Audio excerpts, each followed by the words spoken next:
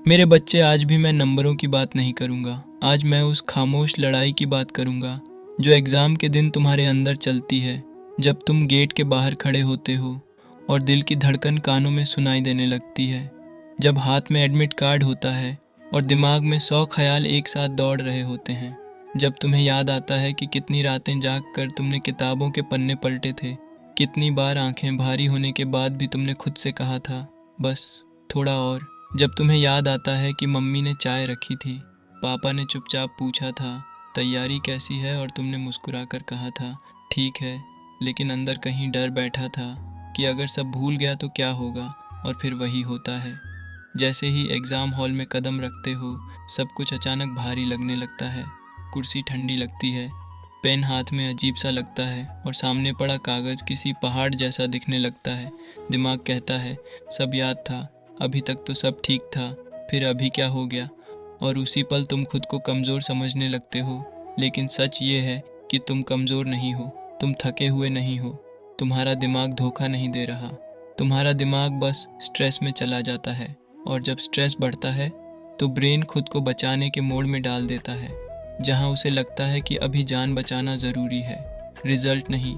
और उसी मोड में मेमोरी थोड़ी देर के लिए पीछे हट जाती है, जैसे कोई दरवाज़ा बंद हो गया हो, लेकिन वह बंद नहीं होता, बस थोड़ा अटका होता है। और यहीं पर वह पल आता है जहां श्रद्धा एक ताकत बन जाती है। कोई जादू नहीं, कोई चमत्कार नहीं, बल्कि एक गहरी शांति। जब तुम आंखें बंद करते हो और अंदर से कहते हो कृष्णा बस मेरे साथ रहना, तो तुम्हारा शरीर धीरे धीरे शांत होने लगता है, सांसें गहरी हो जाती हैं, दिल की रफ्तार संभल जाती है और दिमाग को सिग्नल मिलता है कि खतरा टल गया है, अब सब ठीक है। और जैसे ही यह सिग्नल जाता है, वही दरवाजे धीरे धीरे खुलने लगते हैं जो थोड़ी देर पहले बंद लग रहे थे। इसलिए फेथ तुम्हें कमज़ोर नहीं बनाता, फेथ तुम्हें स्थिर बनाता है। अब सोचो, एग्ज़ाम हॉल के बाहर सब भाग रहे हैं, कोई आखिरी बार फार्मूला देख रहा है, कोई दोस्त से पूछ रहा है कुछ याद है या नहीं, कोई घबराहट में खुद को और डरा रहा है, और तुम बस कुछ सेकंड के लिए अलग खड़े होकर आंखें बंद करते हो और खुद से कहते हो मैंने मेहनत की है, अब शांति से लिखूंगा, जो आता है वही लिखूंगा और जो मेरा है वही मिलेगा। यह हार मानना नहीं है, ये भरोसा है, ये वह भरोसा है जो आधी चिंता को वहीं गिरा देता है। अंदर जाकर जब पेपर मिलता है तो तुम जल्दबाजी नहीं करते, तुम पहले सांस लेते हो धीरे से और महसूस करते हो कि घबराहट बाहर जा रही है। फिर सवाल पढ़ते हो।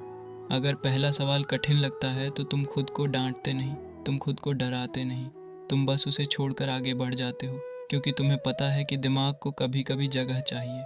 और जब तुम दूसरे सवाल में डूबते हो तो अचानक पहला जवाब खुद चल कर आता है। ये कोई चमत्कार नहीं है, ये वही दिमाग है जिसे थोड़ी आज़ादी मिलते ही काम करना याद आ जाता है। याद रखना, एग्ज़ाम सिर्फ ये नहीं देखता कि तुमने कितना पढ़ा है, एग्ज़ाम यह भी देखता है कि तुम दबाव में खुद को कैसे संभालते हो। जो खुद को संभाल लेता है वह कम जानकारी में भी अच्छा कर जाता है, और जो खुद से हार जाता है वह ज़्यादा पढ़कर भी पीछे रह जाता है। इसलिए एग्ज़ाम को युद्ध मत समझो, इसे एक मंच समझो जहां तुम वही दिखाते हो जो तुमने पहले तैयार किया है। तैयारी घर पर होती है और एग्जीक्यूशन वहां होता है, और एग्जीक्यूशन के वक्त सबसे बड़ी ताकत होती है शांति। ये शांति नकली जोश से नहीं आती, ये आती है मेहनत और भरोसे से। अगर तुमने मेहनत की है तो डर की ज़रूरत नहीं, और अगर कहीं कमी रह गई है तो भी डर से कुछ नहीं सुधरेगा, शांति ही तुम्हें बेहतर बनाएगी। याद रखना, नंबर तुम्हारी पहचान नहीं है, वे सिर्फ कागज़ पर लिखे अंक हैं।